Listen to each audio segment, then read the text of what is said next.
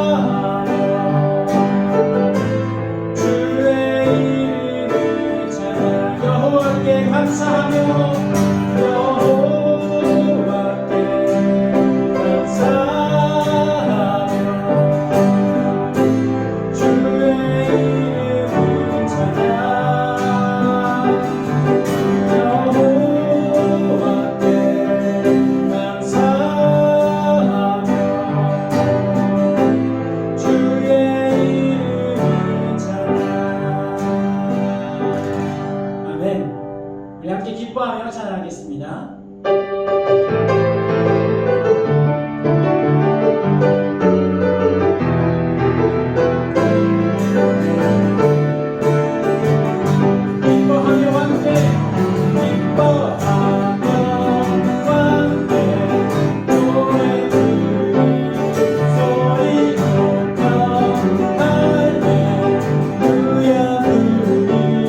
주님 앞에 나와 찬양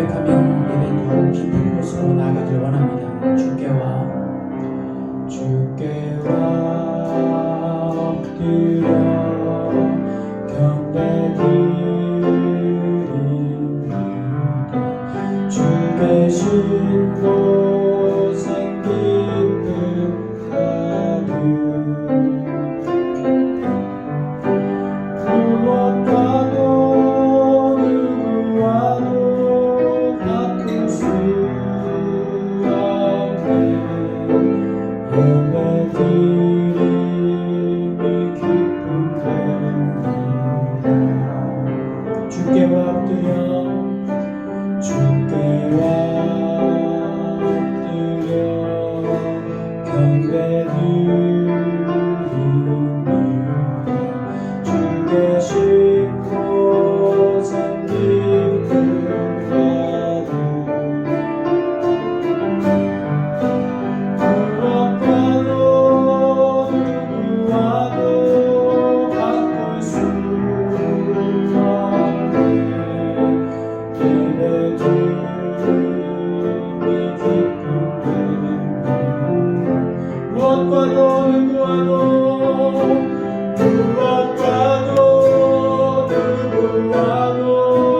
바꿀 수 없네. 예배드림이 기쁨입니다. 우리 이 시간 함께 기도하실 때 주님이 예배 가운데 우리가 온전히 주님 앞에 나아갑니다. 이 예배가 우리에게 기쁨이 되길 원합니다. 이 예배가 하나님께서 기쁨이 되길 원합니다. 주님, 오늘 살아있는 주님의 말씀을 우리에게 들려주시고 우리가 기쁨과 감사함으로 주님 앞에 나아가오니 주여 우리의 예배를 받아주옵소서. 영과 진리로 예배하는 우리 청년들이 되게 하여 주옵소서. 함께 기도하며 나아가겠습니다.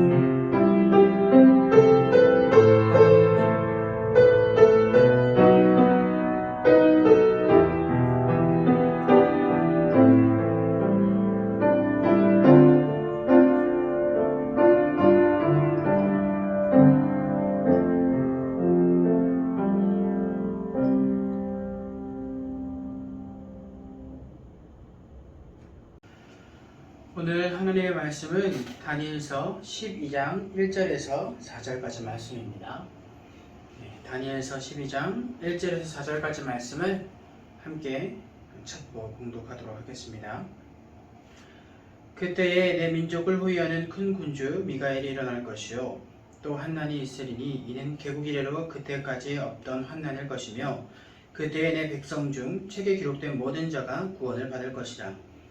땅의 티끌 가운데에서 자는 자 중에서 많은 사람이 깨어나 영생을 받는 자도 있겠고 수치를 당하여서 영원히 부끄러움을 당할 자도 있을 것이며 지혜 있는 자는 궁창의 빛과 같이 빛날 것이요 많은 사람을 옳은 대로 돌아오게 한 자는 별과 같이 영원토록 빛나리라.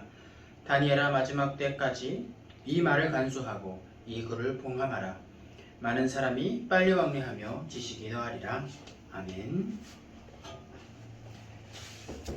네, 여러분 반갑습니다. 오늘도 예배 가운데에서 여러분들이 이 말씀을 통해서 새로운 하나님에 대해서 알아가고 또 깨닫는 시간이 되기를 바랍니다. 오늘은 계속 우리가 누가복음을 하다가 다니엘서를 하게 된 이유는 사실 다니엘서를 제가 계속해서 강의 형식으로 지금 수요 예배와 금요 예배 때 하고 있는데 이 말씀만큼은 꼭 여러분들과 함께 나누고 싶었다는 생각이 들어서 그래서 오늘 나누게 되었습니다. 오늘은 다니엘서 12장에 대한 내용입니다. 다니엘서 12장. 그리고 오늘은 특별히 이 책에 관련된 이야기를 할 거예요.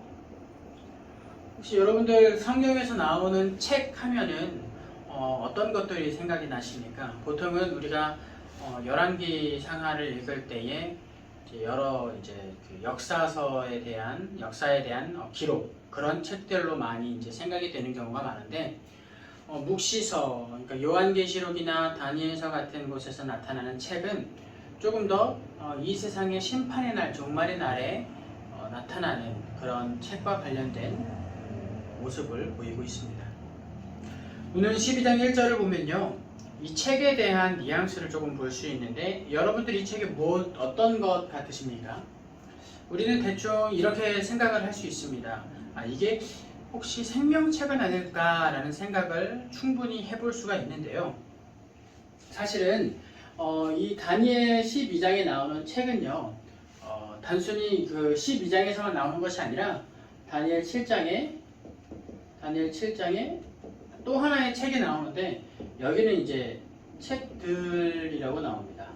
뭐 두 개의 차이는 간단하죠. 이건 단수고요. 이건 복수예요. 그래서 이 두 개의 종류의 서로 다른 종류의 책을 가지고 있는데 이 책들이 과연 무엇에 관련된 것일까라는 의문을 우리는 다니엘서를 보면서 충분히 할 수가 있습니다. 그래서 이것을 조금 자세히 알아보기 위해서 어떤 걸 볼 거냐면 이 책에 관련된 이야기가 다른 성경에도 나와요. 어디에 나오냐면 요한계시록 20장 몇 절이냐면 11절 12절에 나오고 있습니다. 여기서도 똑같이 책이 나오고 책들이 등장합니다. 성경을 바라볼 때 가장 중요한 부분은 무엇이냐면 어떠한 성경을 해석하고 이해하는 데 있어서 가장 중요한 주석의 역할을 하는 것이 또 다른 성경 안에 있는 내용이라는 것입니다. 이렇게 해석했을 때 가장 안전하고요. 또 가장 좋은 해석으로 나아가기가 쉽습니다. 자, 그러면 제가 요한계시록 20장 11절 12절을 함께 봉독을 해보겠습니다. 또 내가 크고 흰 보좌와 그 위에 앉으신 이를 보니 땅과 하늘이 그 앞에서 피하여 간데없더라. 또 내가 보니 죽은 자들이 큰 자나 작은 자나 그 보좌 앞에 서 있는데 여기 나옵니다. 책들이 펴져 있고 또 다른 책이 펴져 있으니 곧 생명책이라. 이게 곧 뭐라고요? 생명책이라. 죽은 자들이 자기 행위를 따라 책들에 기록된 대로 심판을 받으니. 자, 여기서 이제 좀 이 부분 12절을 특히 조금 집중해서 바라봅니다. 11절에서 등장하는 존재가 있어요. 요한이 딱 보니까 보좌에 앉으신 이를 보니까 하늘과 땅이 그 앞에서 피하여 간데 없더라. 피할 수 없더라라는 내용입니다. 그러니까 여기에 보좌에 앉으신 이는 누구라고 우리가 생각할 수 있을까요? 네, 바로 예수님이라고 우리는 생각할 수 있습니다. 그러니까 예수님께서 때는 이 심판의 때입니다. 심판의 때에 그 예수님 앞에 어떤 사람들이 있냐면 죽은 자들이 있어요. 죽은 자들.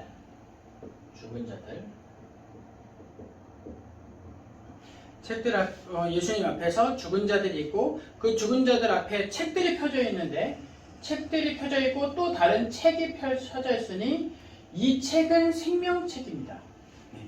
요거는 생명책이에요. 그런데 그 뒤에 맨 마지막 부분에 보니까 죽은 자들이 자기 행위를 따라 책들에 기록된 대로 심판을 받으니 라고 되어 있어요. 그런데 이 책은 그냥 펼쳐져만 놓여져 있고 지금 실제로 이용되고 있지는 않습니다. 실제로 이용되는 것은 여기 책들에 대한 이야기인데요. 이 책들에는 죽은 자들의 행위가 기록되어 있어서 그 기록대로 심판을 받게 될 것이다 라는 이야기를 하고 있는 것입니다. 자, 그럼 정리를 해보죠. 이 두 종류의 책의 역할은 같습니까? 다릅니까? 네, 다르죠.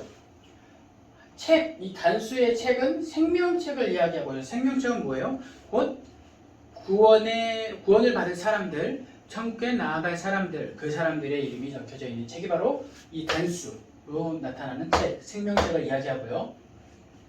여기서 나타나는 복수로 이제 표현되고 있는 이 책들에는 뭐가 적혀져 있냐면 죽은 자들의 행위가 적혀져 있어서 이대로 심판을 받게 된다고 합니다.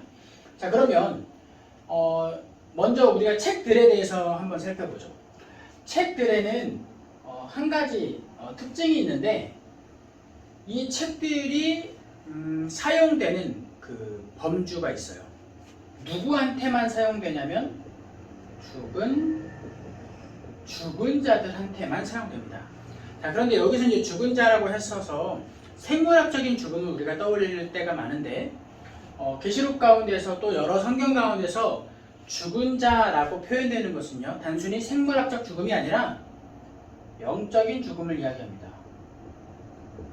자, 혹시 여러분 영적인 죽음이 무엇을 의미하는지 아시겠습니까? 바로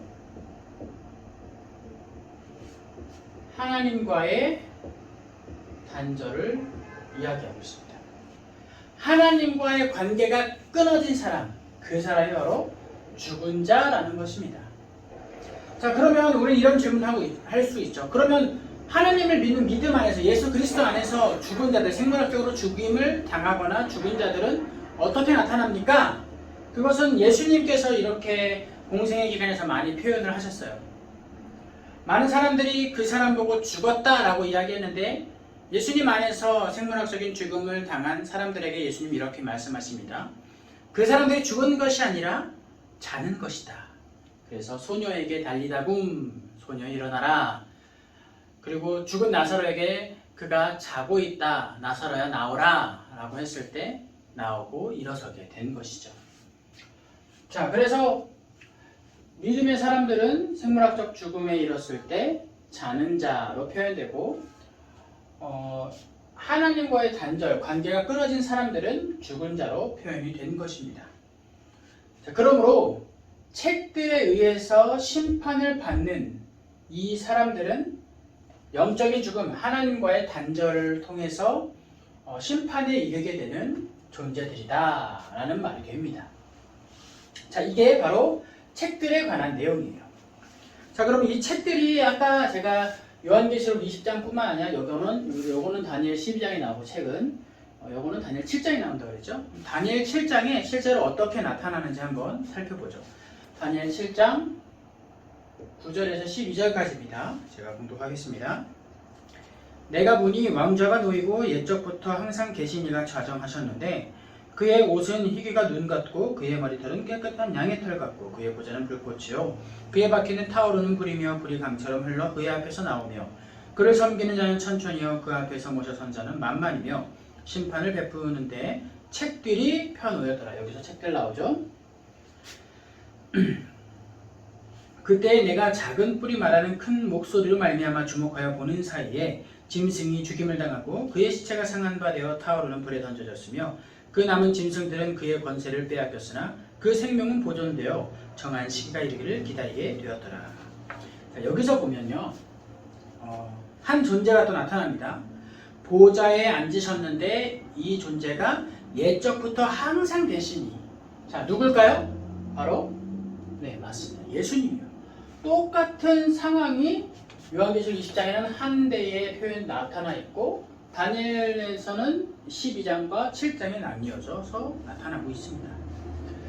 자, 여기서 심판을 받고 있는 이 짐승들은 무엇이냐면 당시 하나님과의 관계가 끊어진 존재들이라고 보면 됩니다.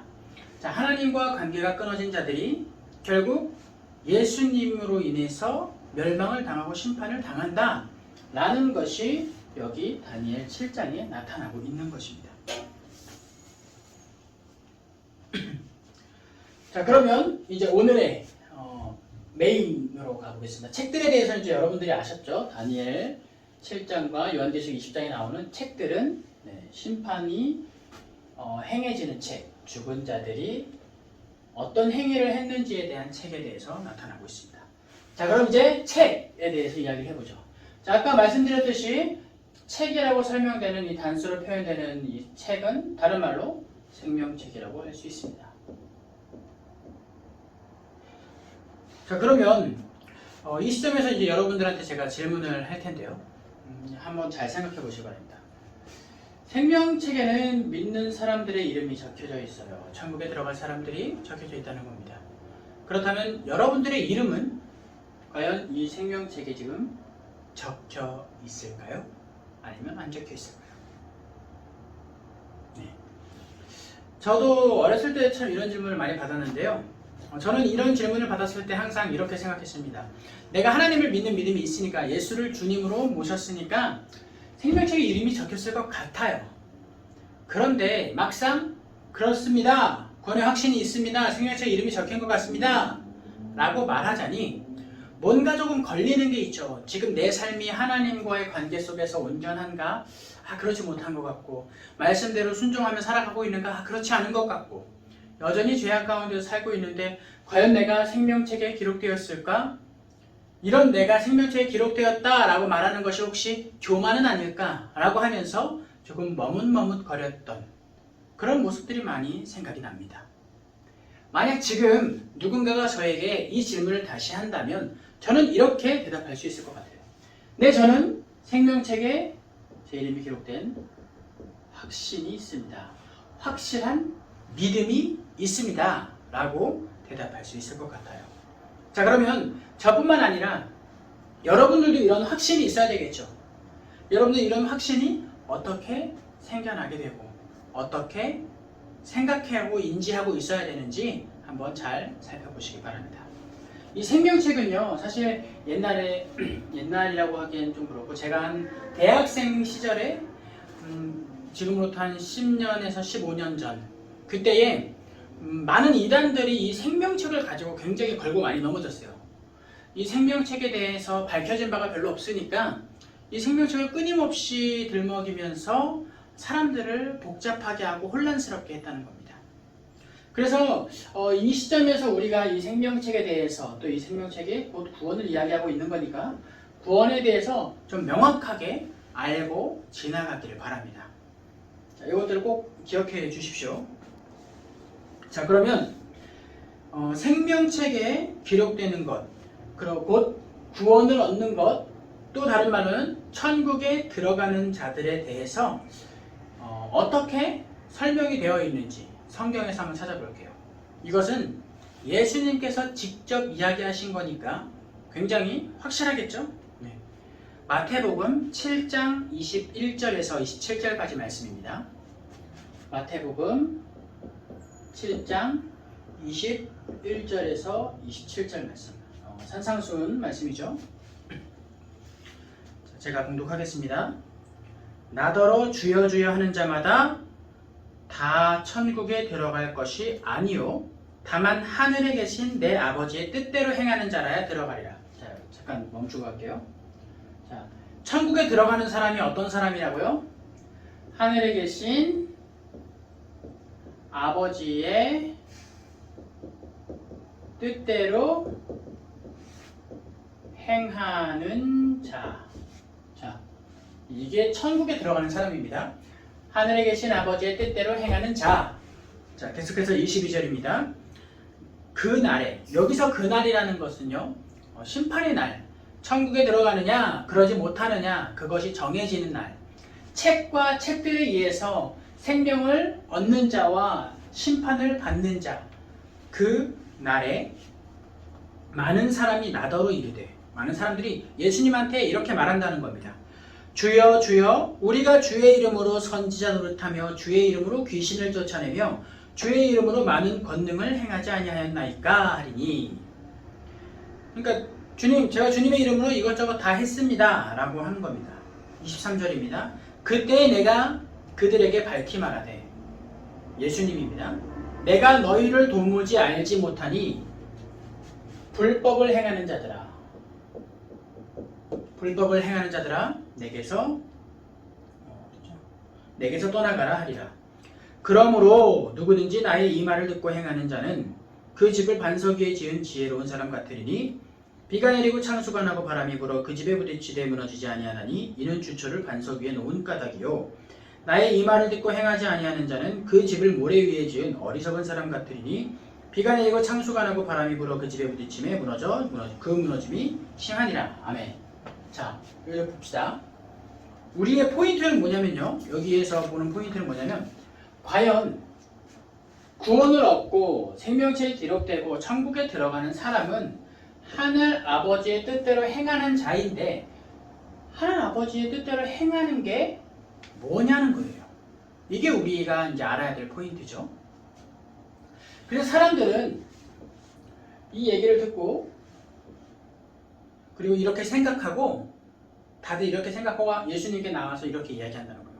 주님, 제가 주님의 말씀을 다 들었고요, 또 주님의 말씀을 전했고, 주님의 이름으로 귀신도 쫓아내고요, 여러 가지 권능을 행했습니다. 또 봉사도 하고요, 헌신도 하고요, 제가 할 수 있는 거 주님의 이름으로 다 했습니다 라고 말한대요. 그런데 예수님이 그들 보고 이렇게 이야기한다는 거죠. 불법을 행하는 자들아, 나는 너희를 모른다. 다 내게서 떠나가라 라고 말씀하신대요. 자, 그렇다면 여러분, 이게 이해가 되십니까? 잘 이해가 안 되지 않으세요? 분명 예수님 이름으로 복음을 전하고, 또 말씀을 전하고, 전도도 하고, 섬김도 하고, 헌신도 하고, 능력도 나타내고, 이런 것들이 있는데 왜 예수님은 그들을 향해서 행하는 자들아 떠나가라 라고 말씀하셨을까요?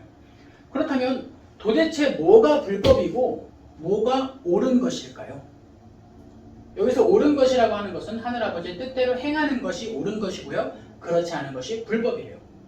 자, 그러면 무엇이 하늘아버지의 뜻이고 불법인지에 대해서 알아야 되겠죠. 이 이야기에 대한 결과가 나오는 것이 24절부터 쭉 이어지는 거예요. 그러므로 하면서 하늘아버지의 뜻대로 행하는 자가 여기 이제 딱 나옵니다. 뭐냐면 반석 위에 집을 세운다. 세우는 사람. 이를 통틀어서 뭐라고 했냐면 지혜로운 사람이라고 했어요. 자, 반석 위에 집을 세우는 사람. 자, 그러면 반석 위에 집을 세운다는 의미를 한번 볼게요. 자, 집을 세우는데 반석 위에, 여기는 뭐예요? 이 반석은요, 이 반석은 집을 세우는 기초입니다. 기초. 그렇죠? 집을 세운다는 건 뭘까요? 이 의미는 원래 이런 거예요. 삶을 살아간다, 삶을 쌓아간다, 뭐 이런 거죠. 삶을 살아가는 거예요. 그리고 이 삶을 살아가는 데 있어서 어떤 것을 기초로 하여 삶을 살아가느냐라는 것이죠. 그렇다면 이 기초, 이 반석은 뭘까요? 단단한 이 반석, 바로 예수님입니다. 자, 그럼 정리해보면 하늘 아버지의 뜻대로 행한다는 것은 내가 어떻게 삶을 살아가느냐의 이야기가 아니라는 거예요. 내가 이렇게 살고요, 저렇게 살고요, 이렇게 했고요, 저렇게 했어요. 나의 행위를 이야기하는 것이 아니라 내 삶의 기초가 어디에 있느냐에 대한 이야기라는 겁니다. 다시 한번 정리할게요. 하늘 아버지의 뜻대로 행하는 것은 어떠한 한 사람의 의도적인 행위가 아니라 그 사람의 삶의 기초에 대한 이야기라는 거예요. 즉, 너가 예수님 안에서 살고 있니? 너가 예수님을 반석으로 하여 삶을 살아나가고 있니? 라고 하는 이야기라는 겁니다. 자, 그러면 이제 여러분들, 불법이라는 건 뭘까요? 간단하죠? 그 삶의 기초가 예수님이 아니에요. 그 삶의 기초가 예수님이 아닌 다른 무언가로서 삶을 살아나가는데 그 삶이 굉장히 예수님의 이름으로 이것저것 다 해요. 그런데 그 삶의 기초가 예수님이 아니고 다른 것이기에 이 사람은 불법을 행하는 것입니다. 즉, 선하고 의로운 행동들이 구원을 이루는 것이 아니라 모든 것이 선하지 못해도 모든 것이 불완전하더라도 그 사람의 삶의 기초가 예수 안에 있다면 그 사람이 구원을 받는다는 이야기예요. 그러므로 우리가 기억하고 자각해야 되는 것은 무엇이냐면요, 우리의 삶이 과연 예수님 안에 있는가에 대해서 고민해보고 생각해봐야 된다는 거예요. 우리가 집을 짓는다고 해보세요. 완벽한 집을 지을 수가 있겠습니까? 온전하고 완벽하고 영원한 집을 지을 수 없습니다. 불완전한 집을 지을 수밖에 없어요. 실제로 전문가라고 할지라도 그것이 완벽하다고 이야기할 수는 없을 겁니다. 그러나 구원이 완벽한 집을 짓는 것에서부터 나오지 않고 어디 위에다가 집을 짓느냐에 따라서 나타난다고 한다는 것을 우리가 기억해야 된다는 겁니다. 우리의 기초, 우리의 기반, 그것은 예수 그리스도가 되어야 됩니다. 그게 우리의 이름이 생명책에 적혀져 있다라고 고백할 때 충분한 근거가 됩니다. 아니요, 유일한 근거가 됩니다. 여러분의 행위가 아니라, 우리의 행위가 아니라, 나의 행위가 아니라 예수님이 내 삶의 기초가 되는 것, 내가 온전히 예수님 안에 들어가 살아가는 것, 그것이 우리가 구원을 얻을 수 있는 유일한 방법입니다. 예수님께서는 이 말씀을 듣고 나서 자신의 말씀을 따라서 하나님의 아버지의 뜻대로 행하는 자가 되는 사람들을 보고 지혜로운 사람이다 라고 이야기하셨어요. 오늘 본문 가운데 다니엘 12장 3절을 보면요, 지혜 있는 자는 궁창의 빛과 같이 빛날 것이다 라고 합니다. 그러면 여기서 이 지혜로운 사람은 누구일까요? 그렇죠.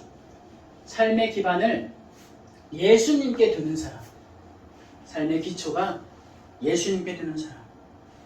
비록 그의 삶이 완벽한 선을 이루지는 못하더라도, 완벽한 하나님의 말씀대로 순종을 하지는 못하더라도 그 삶의 기반이 예수님께 있는 사람, 그 사람은 지혜가 있어서 궁창의 빛과 같이 빛날 것입니다. 이 지혜 있는 자가 오늘 생명책에 기록되고 있는 저와 여러분들, 예수님을 반석으로 삼고 살아가고 있는 저와 여러분들이 되기를 바랍니다. 그리고 또한 3절 후반부를 보면요, 사람을 옳은 대로 돌아오게 한 자는 별과 같이 영원토록 빛난다고 합니다. 자, 여기서 이제 우리의 사명, 우리의 역할이 나타납니다. 사람을 옳은 대로 돌아오게 하는 자. 자, 지혜 있는 사람들 가운데 사람을 옳은 대로 돌아오게 하는 자는 별과 같이 영원토록 빛나리라 라고 나타납니다.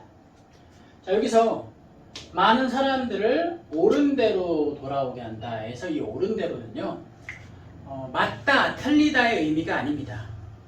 무엇이냐면 의에 관한 이야기예요. 하나님의 의에 대한 이야기예요. 그럼 여러분들 혹시 로마서 말씀을 제가 이제 예전에 청년부에서 좀 한 적이 있는데, 설교하고 말씀을 같이 읽은 적이 있는데, 이 하나님의 의가 뭔지 혹시 아세요? 로마서 3장에 나타나는데요. 사도 바울은 이렇게 이야기합니다. 원래 율법대로 행하면 구원을 얻을 수 있어요. 그런데 그 율법대로 행하는 사람이 단 한 명도 없기 때문에 율법으로는 구원을 얻지 못하고 그저 자신의 죄를 알 뿐이다 라고 말하죠. 그러면 구원을 어떻게 얻어야 되느냐? 라는 이 질문이 자연스럽게 생겨나게 되겠죠. 그 질문에 바울은 이렇게 대답합니다. 그러므로 이제 하나님의 율법 외에 하나님의 한 의가 나타났으니 그것이 곧 예수 그리스도다 라고 하고 있습니다. 그러므로 이 말은 무엇이냐면, 사람들을 예수 그리스도께로 돌아오게 하는 자, 나만 예수님을 기반으로 삼고 살아가는 것이 아니라 다른 사람들을 예수님을 기반으로 하여 살아가는 삶으로 돌아오게 하는 사람들은 별과 같이 영원토록 빛난다고 해요. 여러분들, 별이 언제 빛나죠? 네, 밝은 대낮에 빛나지 않죠? 캄캄한 어둠 가운데 굉장히 밝게 빛납니다. 어두울수록 더욱 밝게 빛나요. 어둠의 시기에 비가 내리고 바람이 불어서 끊임없이 집에 부딪혀서 위태위태할 때에, 그때 그런 어두운 시대 가운데 별과 같이 밝게 빛나는 사람들이 바로 이런 사람들이라는 겁니다. 생명책에 기록된 저와 여러분들이 이런 사명을 가지고 있음을 기억하십시오. 여러분들, 이제 생명책에 여러분들의 이름이 기록되었는지 좀 더 확실하게 알 수 있겠죠. 그리고 구원이 행위로부터가 아니라 예수 그리스도께로부터 나왔다는 것을 확실히 알 수 있겠죠. 그렇다면 이제는 우리가 그 믿음을 가지고 이 세상 가운데 용기 있게 또 담대하게 한 주간을 살아보시길 바랍니다. 또 우리의 삶의 기반이 예수님임을 기억하면서 우리가 끊임없이 우리 마음속에 예수님을 유지할 수 있도록, 예수님을 기초로 하는 것을 유지할 수 있도록 노력하며 함께 나아가기를 원합니다. 그런 사람들이 삶 속에서 말씀대로 살아갈 때 많은 이들이 여러분들의 삶을 보고, 참된 성도들의 삶을 보고 예수님께로 돌아오게 될 것입니다. 기도하겠습니다. 사랑이 많으신 주님, 감사합니다. 우리에게 참된 의를 보여주시고 참된 구원과 생명책에 대하여 알게 하여 주시니 감사합니다. 이것을 깨달아 알므로 우리가 더 이상 구원에 대해서 의심하거나 흔들리지 않고 굳건한 믿음을 가지고 우리가 비록 불완전한 삶을 살아가더라도 완전하신 주님 안에서 살아가기에 우리의 구원이 확정되었다는 것을 우리가 기억하게 하시고 믿음으로 고백하게 하여 주옵소서. 또한 그 믿음을 가지고 이 세상을 살아갈 때 많은 이들로 하여금 말씀대로 말하고 순종하며 행동하는 것으로 인하여 주님 그들이 예수님께로 돌아오는 귀한 역사가 일어날 수 있도록 주님 언제나 동행하여 주옵소서. 감사드리며 예수님의 이름으로 기도합니다. 아멘. 이제는 우리 주 예수 그리스도의 은혜와 하나님의 사랑과 성령님의 교통하심이 온전히 주님만을 바라며 주님께로부터 얻은 그 은혜로 말미암아 구원의 확신으로 이 삶을 담대하게 살아나가기로 작정한 청년들과 가정과 교회와 나라 위에 지금부터 영원까지 함께하여 주시기를 간절히 축원하옵나이다. 아멘.